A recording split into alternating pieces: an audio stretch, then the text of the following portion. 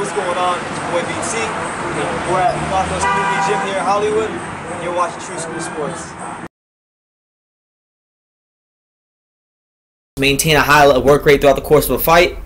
You know, it's a bad match for Adrien Broner. And all you people, because I've got ever since this fight's been getting made, I've had people go on old Granados videos and say that, well, Broner's gonna stop this guy, and Broner's gonna do this, and Broner's gonna do that. Broner ain't gonna do nothing, man. Broner's gonna show up to the damn fight. I'm gonna tell you what's gonna happen.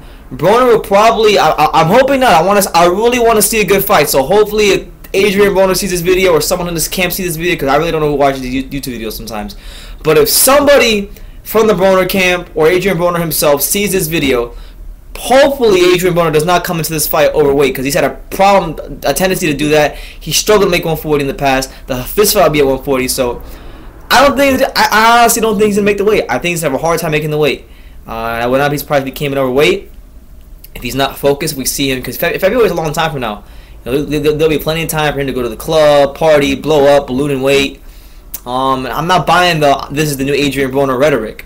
We've been hearing that for a long time now. And, you know, while he had his chances to do that with some other cupcake opponents and get himself on track, he ain't going to have that now with Granados. Granados is coming for blood. He's going for broke. And he's going for the gusto.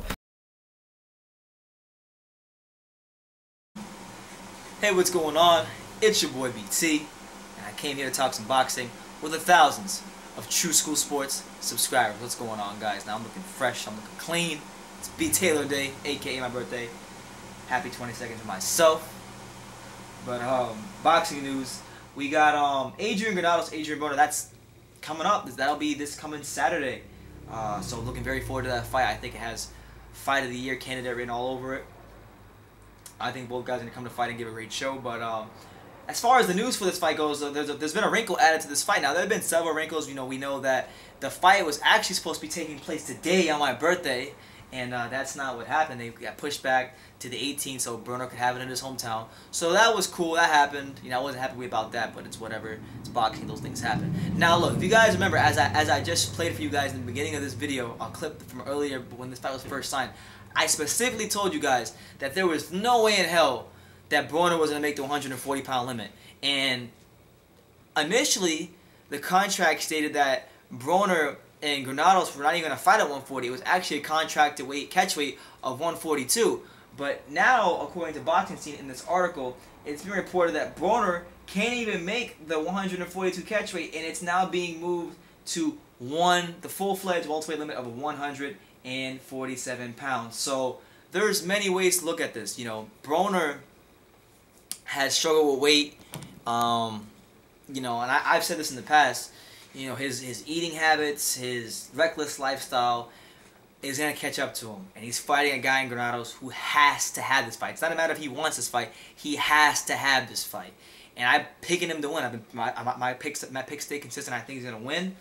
I think it's been an exciting fight. I think he's going to win. I just don't think Broner fights in spurts too much, and his mechanics and his stamina have all gone to crap over the last couple of years. So I really don't see how he's going to win this fight. And, you know, my thing is this. We know Granados come into shape. Broner, you know, my thing is how many good competitive rounds, as far as from a stamina standpoint, can he give you? Like, when does he begin to fade? That's the question. If you're an Adrien Broner fan, or you're someone who's looking at Adrien Broner this fight, the question you got to ask yourself is, what round does Adrien Broner begin to fade from a stamina standpoint? Because that will play a major key in this fight. If he's fatiguing in the 4th or the 5th or like those middle rounds like he did against Theophane, then that's going to play a major key, because Granados has been someone in the past who has shown the ability to fight at a high level in later rounds, in middle rounds. And conditioning is what I've been saying since this fight was signed. I said conditioning will be the difference this fight. And with the weights being moved, with Broner's inability to make the weight, if you guys watch a Showtime interview like with him and Mark Kriegel, he kind of looks like, you know, stressed out, kind of like there's a lot weighing on him for this fight. And, you know, I hope he goes there and he fights well, but I just don't see how physically he'll be ready for this fight, because I just feel like no matter how talented you are, you know, in boxing especially, you can't cheat the sport for as many years as he has and get by on talent for the duration of your career.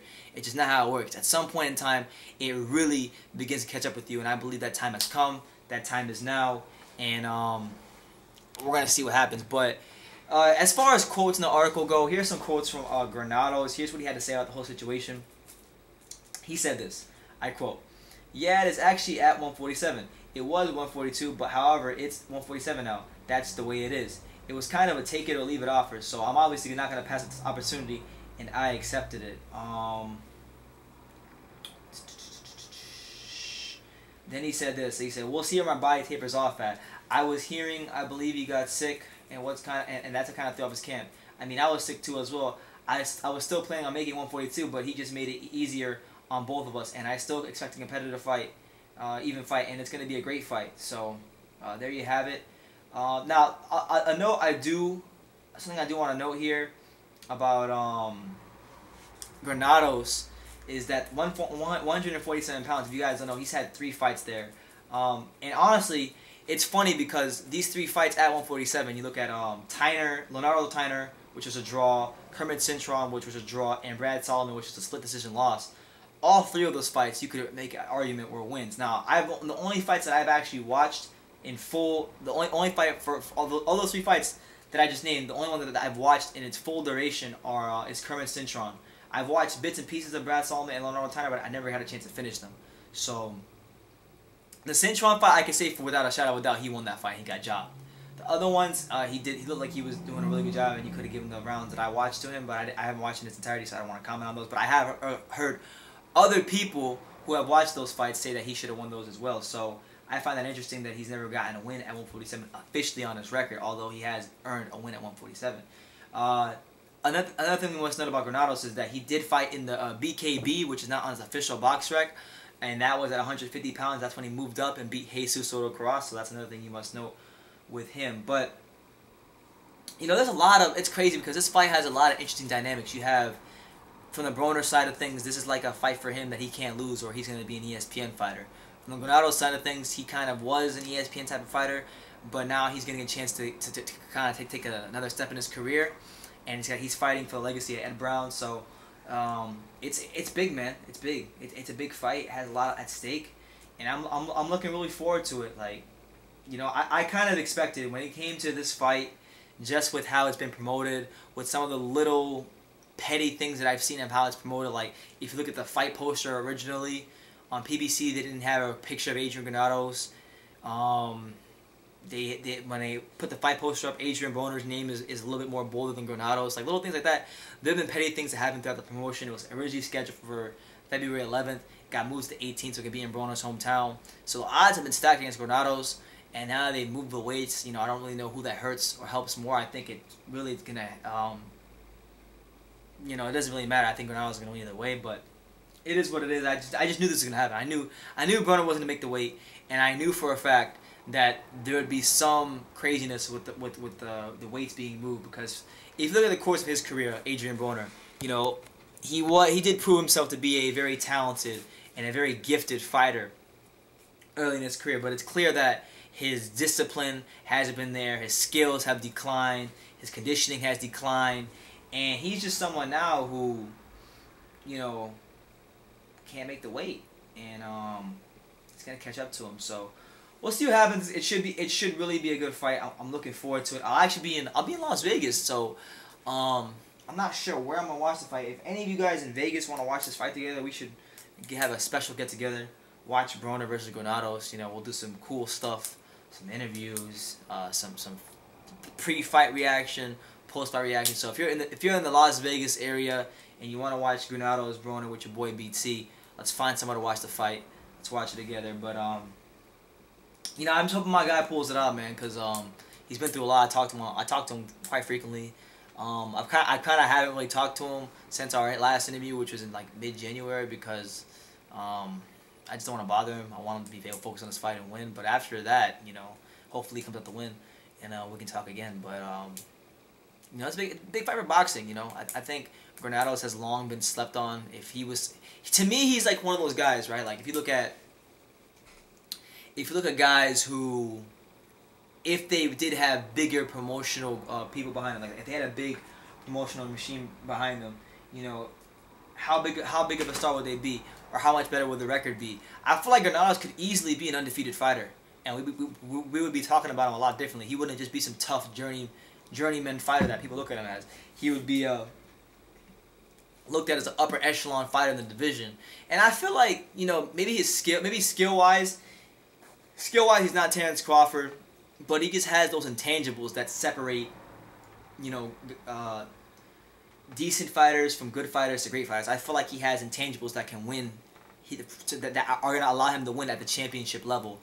And you know, to me, I think this is another step in him displaying that, and I'm looking forward to it, man. As for Broner, you know, I've never really been high on Broner. I never really thought he was a great fighter in the first place. I thought he had good skills, but obviously the lack of discipline was never going to allow those skills to reach their full potential. And you know, if he wins this fight in sensational fashion, you know, more power to him, because Granados is going to come in to win. And you know, his style, Granados' style, is the kind of style that Broner's always struggled with. So if he is able to win this fight, you know, I give him a lot of credit.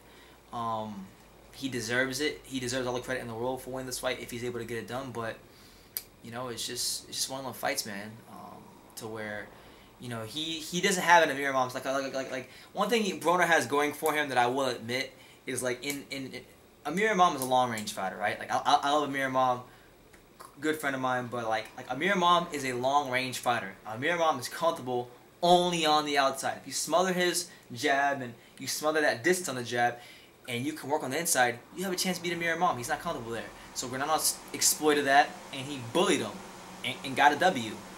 Broner, on the other hand, he excels on the inside. His best punches are, you could argue, his best punch, which is that uppercut, comes from the inside. And Granados, on the, you know, he's been dropped on numerous occasions in his career. So if he's able to, you know, dig and get one of those, land one of those vicious uppercuts, you know, it could be all short for Granados. So to me, that's what makes this fight interesting. You have Granados, who has the superior conditioning, that better work rate, but then you would give the edge and skills to Broner, and the edge and strength to Broner, which makes it that interesting. So we'll see what happens. I'm looking forward to it. But that's the news. I know I've been rambling, but yes, the fight is at 147 pounds, not 142. So Broner, the problem, the weight bully, strikes again, changes the weight because he can't make the catch weight. You know you're really messing up when you can't make a catch weight that you set. But to each his own. That's boxing, man. We'll see what happens. But let me know what you guys think about the weight being moved. Who does it benefit, Broner more, or does it benefit Granados more? What do you guys think about this down below? Or what do you guys think about this? Let me know down below.